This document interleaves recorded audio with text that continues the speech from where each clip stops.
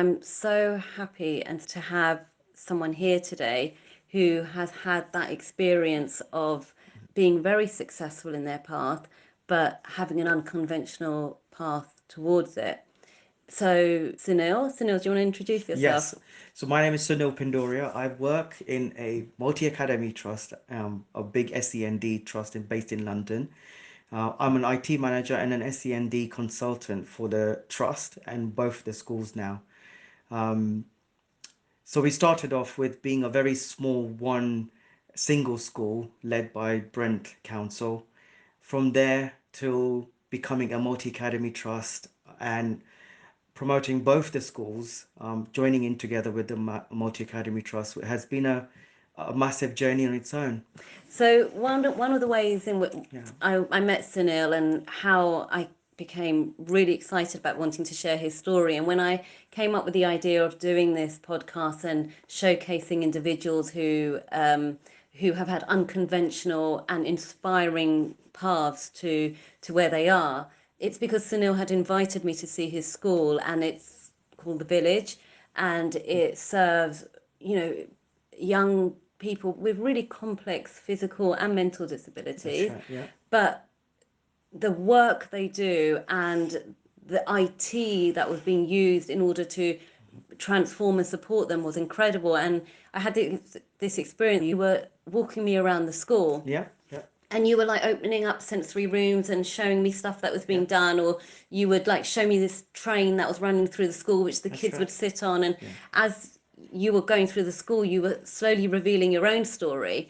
Yeah. And I kind of, as I noticed you were going through, you would see a kid and you just sort of handle that kid really beautifully and talk to them, and then you'd walk on and you'd see another child and you'd open the door for them. And I remember we went up onto the rooftop and Yes. you opened it Yes. up and Yeah. there were kids there and you knew exactly how to be with these kids who were struggling, and you slowly began to reveal your story and what had Yeah. happened to Yeah. you. And I was blown away because we'd met quite a few times before and I didn't know Mm-hmm. anything this about you, and I Yeah. started to learn how how this school was. And I've said this to you, how why Yes. you're the Yes. beating heart of the Yeah. school, I think, and what your story was with Mm. this. And I can't wait for other people to hear that, because I think it just shows remarkable resilience, Mm-hmm. overcoming adversity, and yet using that to transform the life of others. Like I was blown away Absolutely. by it. Yeah. So I think we need to hear a little bit about your Yeah. story, but I think Absolutely. you need to go back to that I point. do. I I kind do. of wish we were walking around the school right now and you were like Exactly. opening up doors and showing me all this wonderful stuff and revealing the story. But, listeners, you've got to imagine that this is Yes. happening. Yes. And. So the story kind of sets off in Kenya, and in fact, Yeah. actually doesn't set in England at all. I was born in Kenya, in Nairobi, and unfortunately, I suffered from a condition called hemophilia. Now, part of hemophilia is that you get a lot of internal bleeding, so there's a lot of damage to joints. You get rheumatoid, or they call it hemophilia arthritis, which is basically a combination of rheumatoid and osteoarthritis together. So your joints are crushed, Mm. and then the blood inside it comes, when it comes out, it takes the cartilage away, so you're left with rheumatoid arthritis. And my life in Kenya was a difficult one because the condition that I have here, there was no medication for it. So summarizing and moving backwards and forwards, I'll tell you that we lived in a very city area in Nairobi, but even the biggest hospitals didn't understand how to treat me when I had a bleed or when I had a joint bleed. Unfortunately, I suffered a lot of mishaps, Mm. and one of those mishaps was I fell from the first story of the building in a staircase right down. I slipped Oh on a my banana skin, goodness. unfortunately, went straight through the staircase down on the bottom of the Mm. staircase and hit my spine, and I have actually cracked my spinal disc, and it's kind of gone in, and it severed all my, or half of my nerves, as I'm being told. Mm. The result of that was I was in excruciating pain in an ICU unit in one of the hospitals called Aga Khan Hospital Mm. in Nairobi. And the next morning I woke up paralyzed, Wow. and I was literally paralyzed from waist down. Oh my goodness. When I woke up, I was in a lot of pain. The only medication they could give me was fresh frozen plasma, which stopped the bleeding. Mm. But because all throughout the night, the bleedings had crushed all my muscles in my legs. They basically were in such a shock that I basically wasn't feeling any of it. So how old were you when this happened? I must have been about 9 years old when that So happened I'm to just me. trying to A 9 year imagine old as a boy. 9-year-old waking Yeah, up and yeah, finding you're paralyzed. literally. And the thing is, before that, if I say this to you, Sambreen, the only school I had in Kenya was about, in a 12-month year, I'd probably go to school about 2 months, because the rest of the time I've either got a bleed in my hand, I've either got a bleed in my leg, and I'd be at home or in the hospital. So you weren't So receiving I any wasn't actually, no, education. You were. I mean, imagining that would have kept you quite isolated. You weren't. absolutely. I was isolated, and we used to live on the fourth floor of a set of flats, 4 flights of stairs. So my mum used to literally, when I got paralyzed, my mum had to carry me 4 flights of stairs up, 4 flights of stairs down. And you know what? Unfortunately, I didn't even have a wheelchair. I didn't have anything to, and no aids, none of it. I used Yeah. to crawl everywhere where I needed to go. When I needed to go outside, I had to get either my mom or dad or brothers or sisters to carry me down the 4 flights of stairs down and up. Yeah. During this period, it was my worst period, Yeah. because it'd been 2 years and I was paralyzed, and there was no signs of me ever recovering. And no, nothing to even help you or aid your Nothing, support, nothing. or all of that stuff that we look at in terms of Nothing. support. None of We that are was in there. Kenya. Basically, if you pay the money, you get the help. We even my parents were, you know, they used to borrow money from other people, my family members, to see if there was any help anywhere around. Any doctors we went to, even my reports came to UK, and when they went back, Samreen, the saddest news that we got was, the spine has had a severe shock, and we do not know if this patient will ever walk. I was a patient, And you were 9 years old, and I was a so 9-year-old so boy. you're a 9-year-old boy. You've already not really been to No. school. You're stuck in a four-story apartment. Yep. You can't access anything. You're Absolutely can't. you're you're No. paralyzed.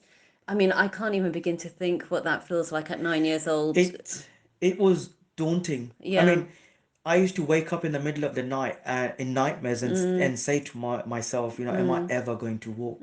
That's how it felt. and no one would have had the answer. No one would have had the answer. Unfortunately, the only answer that you have is your parents praying to God and saying, why is it happening to my son? I've seen that. There's a sadness around. So how would you fill your time? Like you were, I mean, no, there was no schooling. There There was was no nothing coming schooling. your way. What, No. what would you be doing all day? Literally, I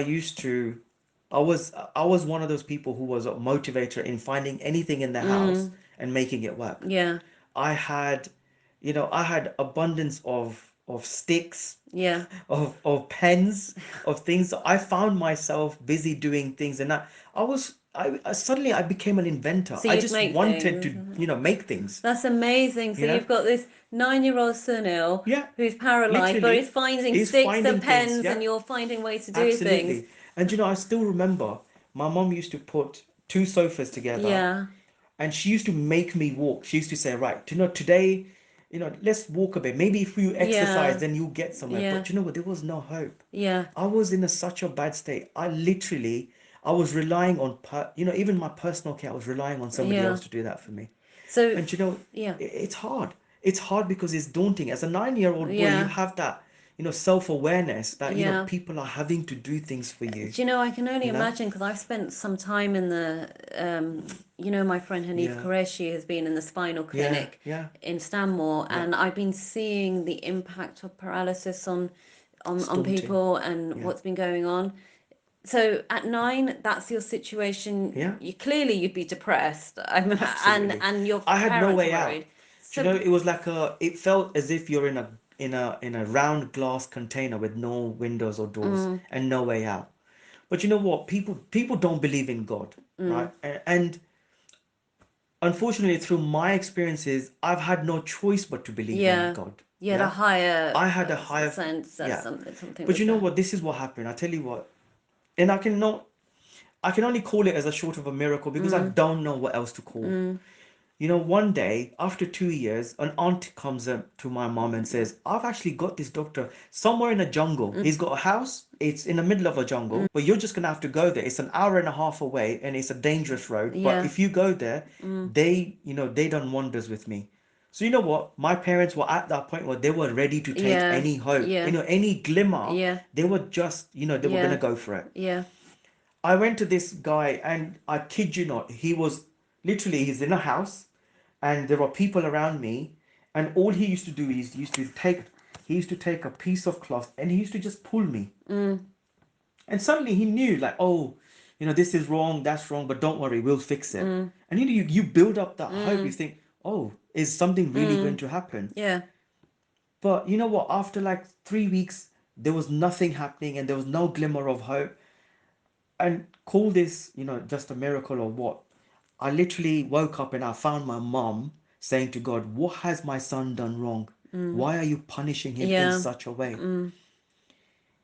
The next morning was my first morning where I weight bared on my feet. Wow. Now, what do you call that? I don't Yeah. know. Yeah. First time after 2.5 years, I weight bared. And then the journey from that was how a little baby starts to learn how to Yeah. walk. I literally learned how to walk again from those baby steps. But there must have been an element of that, a huge element of that with your willpower, like your own I never personal gave up. determination to not Yes, give up. And I think, I never gave up. yeah, In my mind, I thought, you know what, one day, there will be a day. I don't know when it's going to come, but you lose the glimmer of hope as time goes on. 2.5 years is a long time. And do you know what? I don't know what gave me the strength, but that one, I'll still remember that day when my yeah, mom literally dropped whatever was in her hand. It literally went yeah, down because I was standing right in front yeah. of her for the very first time after 2.5 years. That's incredible. So, what, from being in Kenya and being in Yeah. that situation, how come you? I remember you telling me about coming to London, Yeah. and weren't you in a wheelchair, or weren't you not walking then? There was something, and you were also, So was I there tell something you, around you not speaking as yeah. well? So I'll tell you what happened. Yeah, So straight after my journey of walking again, obviously I had some deformities in my feet, but actually I was walking. yeah, After everyone in this world, every doctor in this world said to me, I will never walk. Despite all of that, I was walking. Unfortunately, I had another accident oh and a right. needle went into my eye. So literally, I pulled the needle out of my Oh eye. my goodness. Yeah. So no, I didn't know about that. Yeah. So I can't see with one of my eyes. Oh right, I never knew that. Yeah. Yeah. That was my second I don't accident. know if I even want to know how a needle went into your eye. I feel. Kenya's a rough place. And bunch of kids were playing with syringes and they thought it was funny. I was sat right opposite, as me and you are. Yeah. The child just pushed the needle and it literally flew like a dart into my eye. Sunil. I mean, What can I say? I mean, it was a horrible coincidence, if you oh would my call it. God. But Okay. that's I what it mean, was. I, I mean, I know we're laughing about it, but I can that's now. awful. It was daunting. But once again, do you know what? I I mean, the found pain. it was a shock more than anything else. But going through that, there was the same thing. Oh, the eye's gonna go, we're never gonna see you. But you know what? Literally after 3 months, there was a hope. There was hope. And they took out my lens out my eye, and they said that after 3 months we can put another lens in and you will have vision. But what had happened is my eye had now gone blurry for a long time. Yeah. So I had squints in my eye. So they said if you put a lens in now, I'm going to get double vision. Right. However, they said that at any time, if I lose one eye, they can put a lens back into my eye and I'll get vision back. Do you know what? I was happy with that because you know what? Throughout my experiences, I learned how to be content. Yeah. I had to just accept this is my limitations. I'm content. At least I'm not in a wheelchair. Every thought process Yeah. was at least I'm not able to walk. Actually, I didn't even have a wheelchair, but I'm Yeah. not at that point where I'm not going to be able to walk. I'm okay. I can live with one eye. I'm actually absolutely fine. And I moved on. That's amazing. Yeah. I think that's so I moved on. incredible that you were able to at every Yeah. point be like, I can make my peace with this. Yes, But tell me how had you to. came to London. How did that all So the way it happen? happened is, after all these incidents that happened, my doctors in Kenya said to my parents that I don't have a long life over here because I was bleeding so much. My joints were really tired of all those bleedings, and they suggested that in UK, people like me live a normal life. Right. And we didn't know anything about this. So we researched, everything was, done and dusted, and we found out that there is a hospital that actually does cater for people like myself. Oh, which hospital was it? Royal Free Hospital, which I'm Wow. at now. Okay. So my parents decided, right, no matter what happens, we're going to do everything in our power to make sure that we get him out of this place and get him into a place where he can actually have a life. I didn't have one. You Yeah. know, I say I lived in Kenya for 12 years. I actually didn't experience Kenya at all Yeah. because most of my time was spent at home Yeah, in that in apartment. pain. And you know what? Just imagine when I get a bleed in a joint, it's like literally the blood is crushing into your bones, Do and you the know, Sunil, I pain, can't. It sounds the pain excruciating. is it makes you scream even if you don't want to. I used to go through a week, sometimes 2 weeks of not sleeping at all.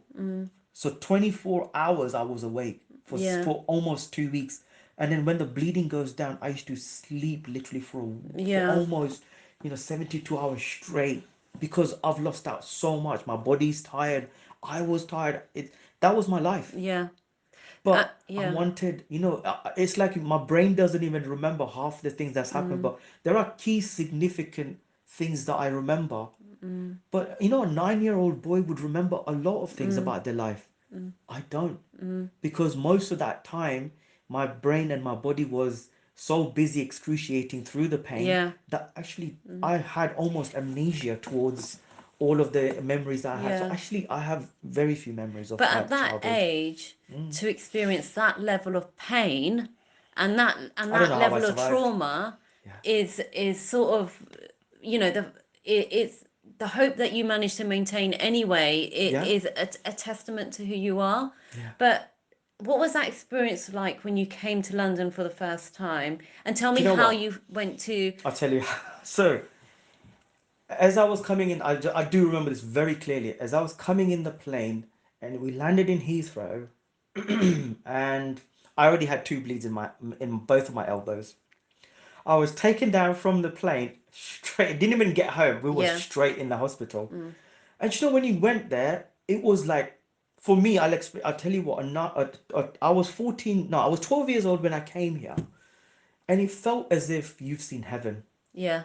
I came here and actually there was medication now, and my bleedings were treated immediately. And you know what? Next day, when I got out of that hospital, the bleedings were gone. Yeah. I mean, I'm in the impression. Remember me, when I get a bleed, I'm waiting. I know that it's gonna take 2 weeks or a week for it to be resolved, and I'm gonna be in a lot of pain. The next day, I wasn't in pain. Do you know how that feels? I tell you what, it feels nothing short of heaven. Yeah. And that was the first The time first in your experience. young child Yes, life, in I your body, was you weren't experiencing I wasn't pain. experiencing any pain. Yeah. I I felt I felt shocked. My own system was shocking me Yeah. because I thought, you know what do I do? I actually don't know what to do Yeah. now because I actually don't have any pain. Because your whole life was My about whole life was managing about that pain. pain, and Yeah, like you said, yeah, you'd sleep when you're not in pain, that's right. when and then when you were awake and you're managing the pain. So that was Exactly. all of that. And That at was all this my point, life. you're only 12 years old, I was and 12 you've years old. experienced all of this. Yes. And you know what?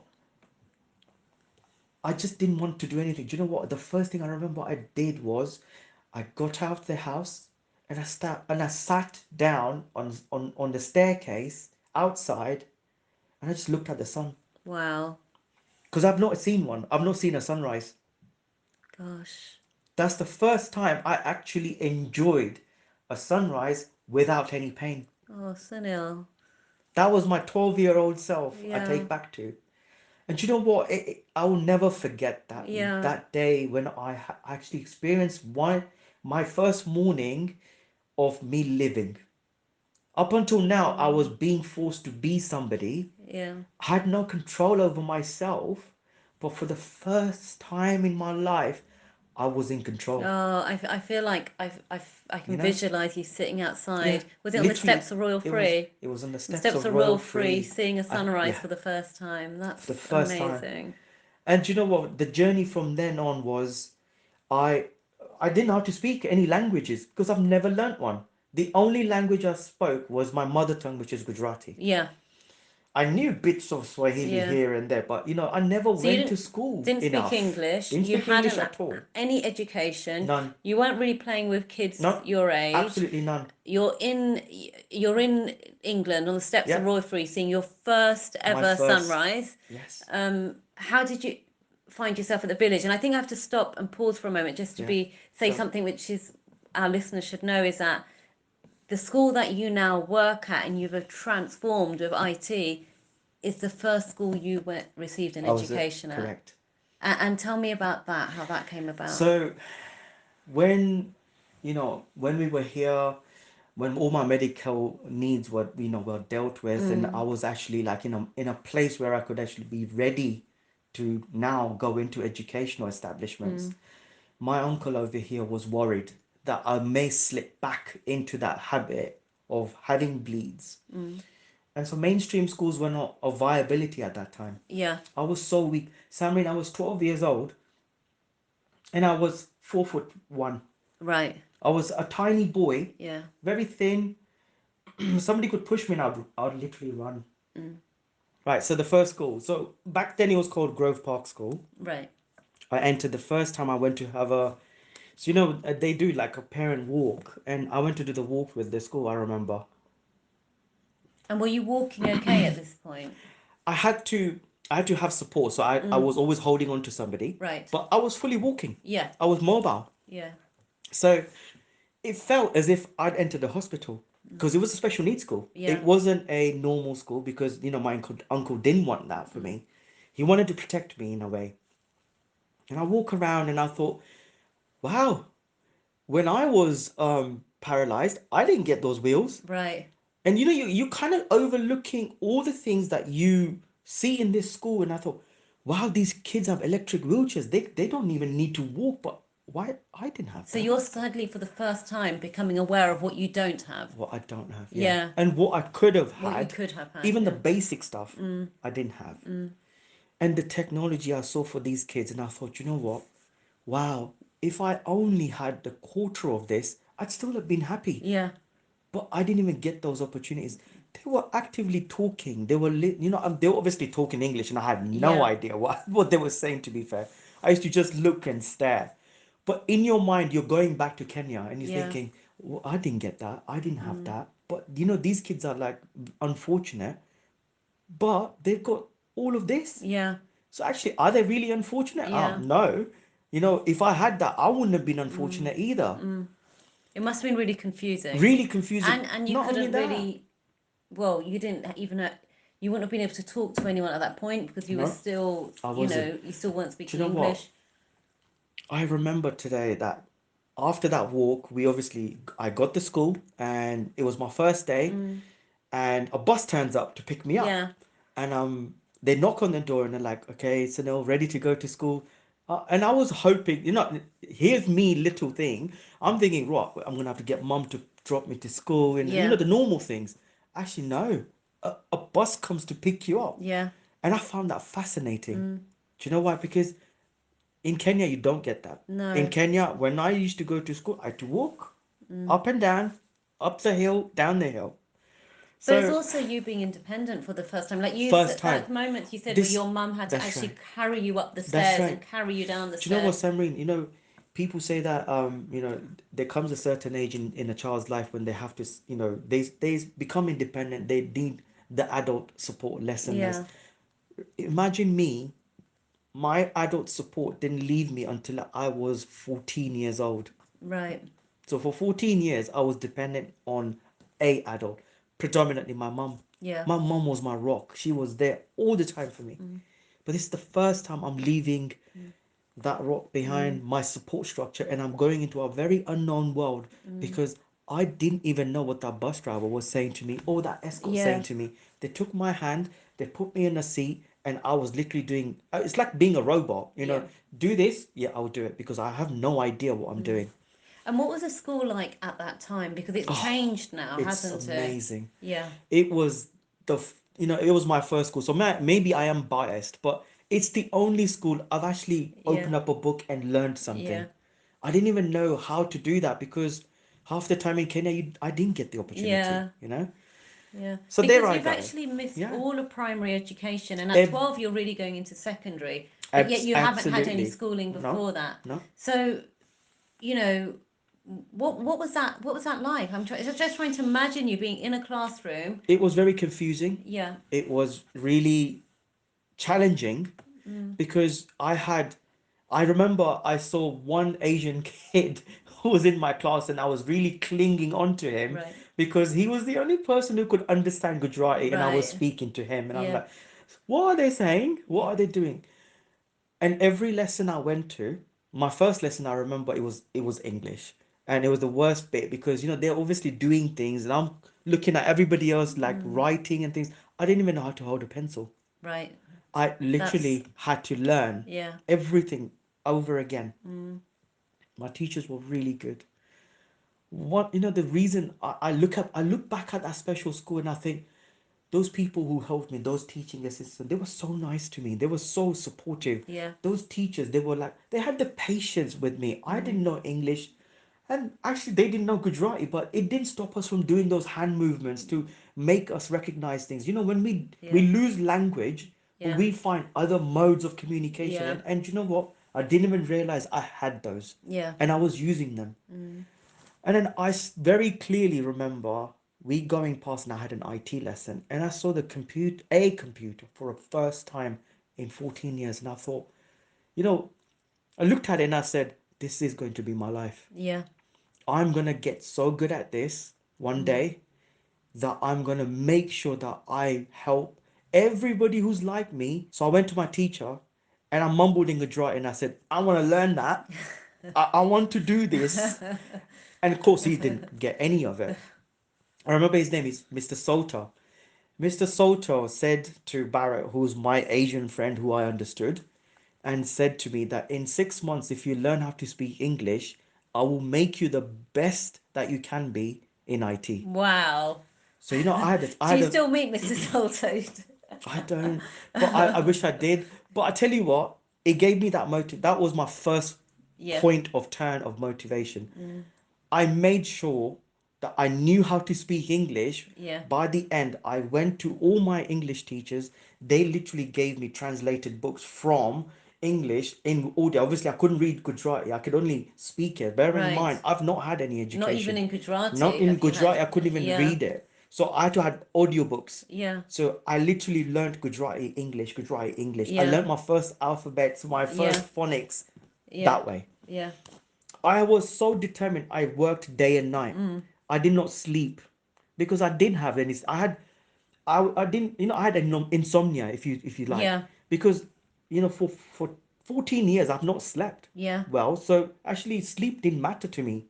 I would sleep for 2 hours and I'd be fine. But I used all that time to learn English. I started to speak English in one term. Wow. He gave me a target of 6 months. Yeah. I did it in three Yeah. To get to that to get computer. to that computer because my target was I want to Yeah. know how to run that. And that was my motivator. I Yeah. thought if I learn this, I'm sure that I can make the difference. And in my mind, that going through the school, going through, learning how to become an IT technician or learning computers, there was one thought process. I suffered because I didn't have that. Yeah. But I will not let another child suffer because they don't have that. And that And was my yeah, motivator. and what you've achieved, and I will share some of these actually, the Yeah. stuff on the website of what you've achieved with Yes. those sensory rooms Yes. is Yeah. phenomenal. And that Mm-hmm. sensory room is a small part of the other Of stuff what? you've Yeah. achieved. Yeah. So so you're in this school. Yeah. What I want to know is Yeah. how you got to the point where now you're running the entire IT system for not for even the school, for the for the trust trust. that Yeah. belongs to it. How did you go from a 14-year-old teaching themselves to English, teaching Hmm. themselves to read, Hmm. seeing your first computer, not long before you've just seen your first sunrise, to now being the person you are today? How did that So happen? that's the second part of my journey, which I will tell you how it happened. So after learning English, understanding now I had mode of communication with everybody. I understood what they were saying. They understood what I was saying. We Mm. had a common ground now. And that's the point where you sit down and and teachers ask you, what do you want to do? And I said, I want computers. Mm. I want to learn a language that I can learn anyway. So Mr. Salter worked with me for 7 months. I remember before leaving, and I used to go to him in the mornings before my lesson started. I used to go to him at lunchtimes, and I used to go to him in the afternoons after my lessons just to get those extracurricular lessons from him. And he was so jovial and he was so good to me that in 8 months I was running my first network with Mr. Salter in that Wow. school. I was a technician at 16 years of That's age. amazing. And it just sounds to me like you Mm. learned a language, I learned a and you language. learned Yeah, a language yeah, that you understood that's and right. that you could see beneficial, Yeah. and it wasn't imposed on No, you. it wasn't. It was a choice Yeah, it's a choice. for a change. You know what? I Yeah, was choosing things rather yeah. than being imposed on me. You're Mm, absolutely right, mm, because I had to accept things. mm. Most of my childhood, I had to accept things rather than making a Yeah. choice. This is my choice, and I said, you know what? This is what I want to do, Mm. and I accelerated from that point on. There was nothing So stopping me. you're now working as an IT technician in the school? So now what happened was I was working. So between my GCSEs, I finished my GCSEs at Yeah. 16. I was, I had finished all my exams, and then I had a lot of time. So I actually became an Apple certified engineer at that time, Right. at the age of Wow. 16. So Okay. I thought I did that, and then whilst I had a year gap because I finished, so I was 1 year late Yeah. because I took my GCSEs in 2 years rather than Mm, one. mm. In that gap, I actually became a technician for that school. Right. So you're now working as a technician in I'm the school, working and you're a as a year technician out. in my year out. Do Yeah, you go to university? Does that happen? partially. Partially So I'll happens. Yeah. explain. So I went to college, I did the same course, Yeah. and I was passionate. I knew what I wanted to do, Yeah. but I couldn't find the course I wanted to do. Yeah. So I looked around the colleges. I passed my college. I Yeah. went to university, did computer science. I thought, just this is not what I want to Yeah. do. I mean, I'm not getting what I want. Yeah. Because what I wanted to do really was I wanted to build networks, but also I wanted to build those adaptive things for those kids Yeah. who I could help in the future. Yeah.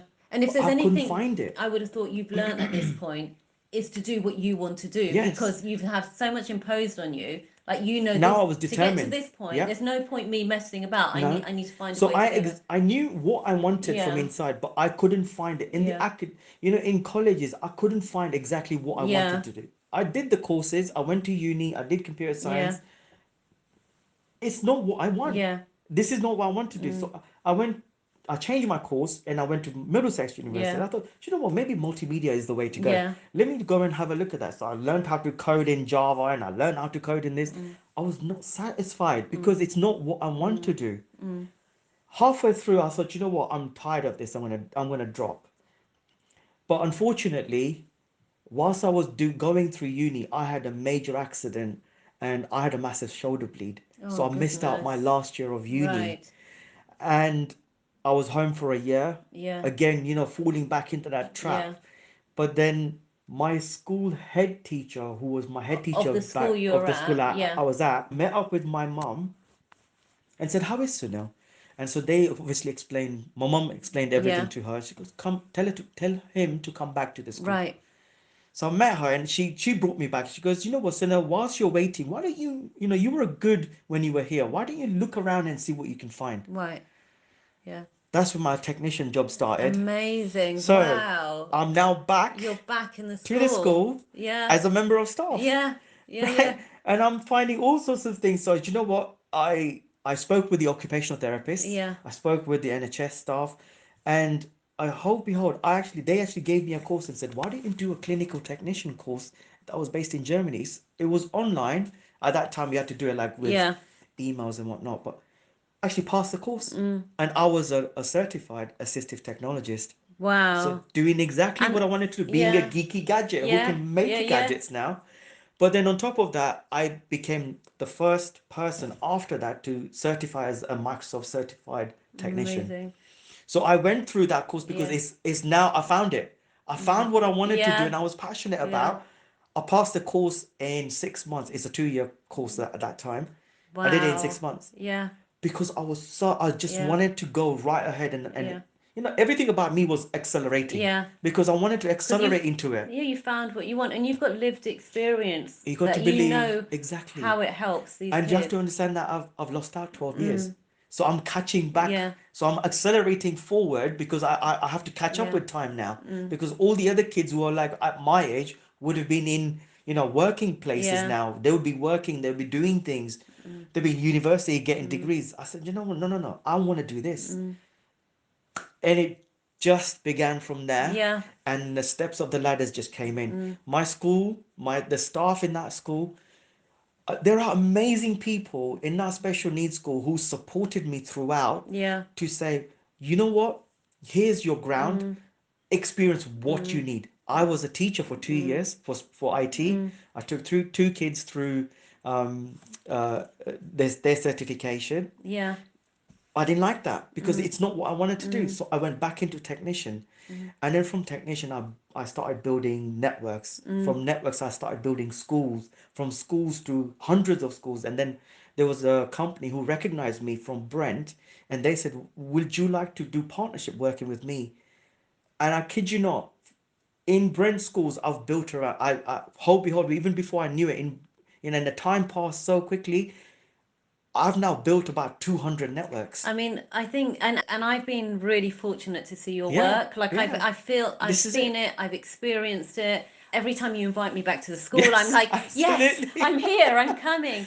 And So, I think, you know, yeah, Sunil, when we look at this story of yours as to yeah, where you were and where and what you endured and what you've achieved, yeah, and how having these teachers in your lives who believed in you, who had never forgotten no, you, who no, called you back in, you're that's now right. giving back so Yeah. much and transforming the And lives of do these you know, for children. me, Sammy, when I got to that stage where, the village school was built for the first time and I had the real opportunity to make the difference, I had the platform. I suddenly had the platform now. And I said to myself that I will give all the opportunities to every one of these children, the opportunity that I never got Yeah. when I was their age. I will not let one child miss out on an opportunity that I didn't get. Yeah. So, do you know, when I built that sensory room, I kid you not, coming backwards and forwards, when we sat down in that room, the thought process around me was Sunil, who was that 9 year old or 8 year old child in Kenya, didn't get an experience. These kids who are around me may never get that experience. How do I, it daunted me. It really ate me up. And I Yeah. thought, you know what? That 8 year old Sunil never got an experience, but he never had anybody. Yeah. But the 8 year old children in my early years department has a Sunil. Yeah. How do I make it so that I can give them the experience that they'll Yeah. never get? And just to describe how complex the needs are of They these kids, so that some of them are reliant on 2 to 1. So these children, they have some of them are so complex that they have they need help with breathing, yeah. so they would be in a wheelchair, Yeah. but they would have feeding tubes, Yeah. they would have breathing tubes. They are vulnerable in terms of they could have a fit anytime, and we're talking about really vulnerable kids Yeah, here. yeah. I think Yeah, I think it why I want to kind of put yeah, that make that clear is the extent of that vulnerability. They are so vulnerable, and yet what you've managed to use IT for in order yeah. to bring to their life has made them be able to access education, and that's the Exactly. point.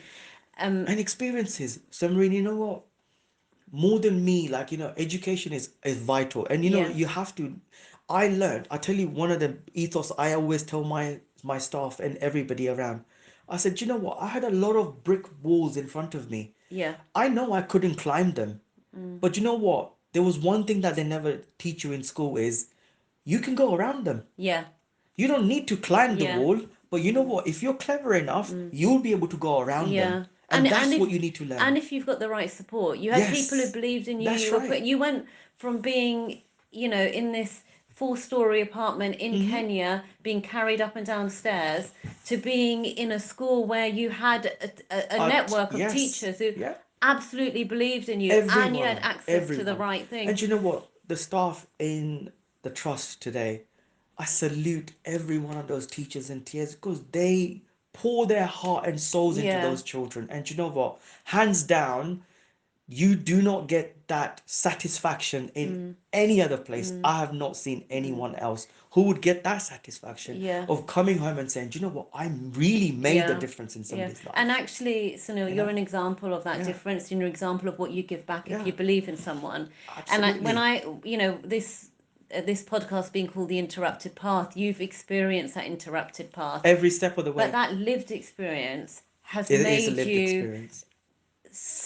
place so much value and give out so Yes. much value. And when you say, you want all these kids have a Sunil, I am so humbled by Mm, your story. I am so overwhelmed to hear yeah. of what you've done. And I hope anyone listening to this can just feel that sense of Mm, absolute inspiration and empowerment that comes mm, from, this young child facing so much and to grow into an adult who yeah. transforms lives. And Yeah. that's the power of That's the power. education. Yeah. And I'm so grateful to know you. I Every time Thank I've you. said this Yeah. to you, that I'm Yeah. so bowled over by what Yeah. you do. But this is it.